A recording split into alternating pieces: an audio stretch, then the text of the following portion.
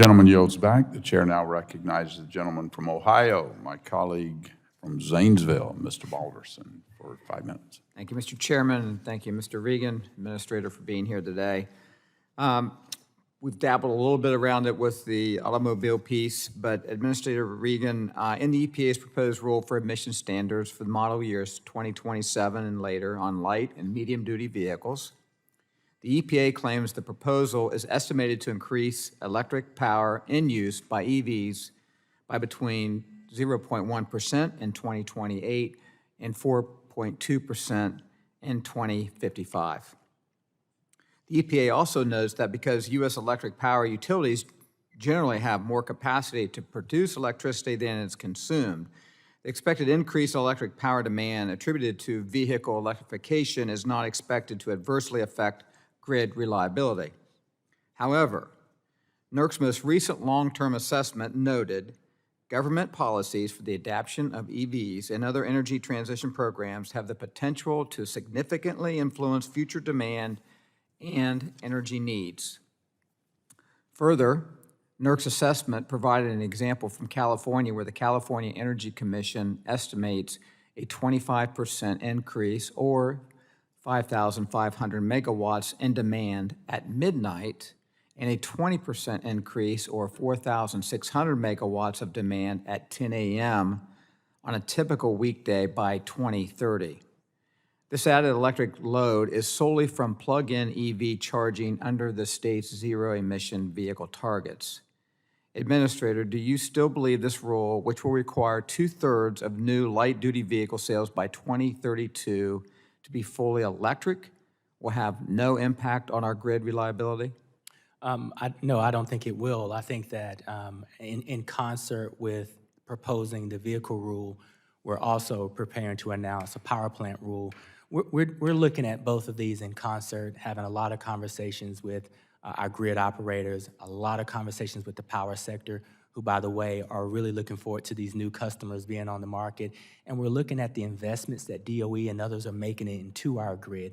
So there's a lot of technology that's coming to bear.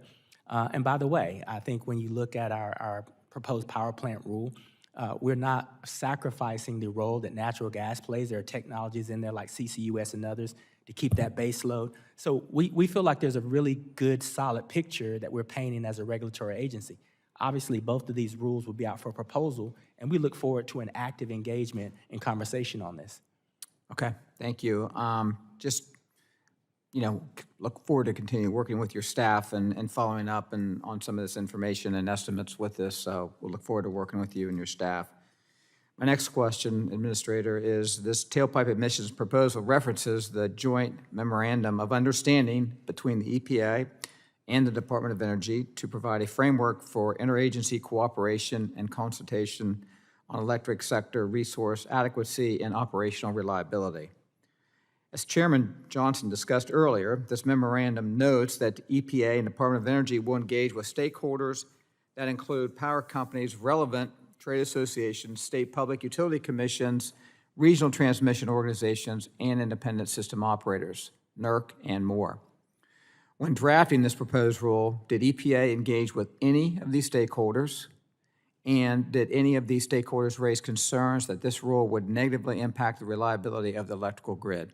We absolutely engaged with all of those stakeholders. I think the chairman raised a letter that one particular regional planning organization raised. We talked with them. We believe that in our proposal, we will have addressed many of those concerns. But again, I want to stress, these are proposals. We want to actively engage with all of our stakeholders. And I do want to say that MOU between the Secretary of DOE and I is because I take reliability and affordability very seriously. Want to be sure that there are no stones unturned and that our two agencies are working hand in hand to ensure that as we put these rules out. Okay, thank you very much. My last question, 40 seconds. Administrator, 5 years ago, Congress gave EPA funding to come up with rules for the RCRA, the Resource Conservation and Recovery Act, coal ash permit program. When EPA issued its proposal in 2020, it has yet to finalize these rules. Given the administration's concerns about potential noncompliance at coal-fired utilities and the general consensus that implementing a coal ash permit program is the quickest and most efficient way of addressing compliance Why has the EPA delayed finalizing the rules for this permit program? We're working very diligently on that rule. We're having interagency conversations. Obviously, the disposal of coal ash will have an impact on cost and reliability and all of those good things. So we want to be sure that we're incorporating how you deal with that waste with the other programs that we have in place. Okay, look forward to following up with you on that process too. Mr. Chairman, I yield back. Thank you. Gentleman yields back.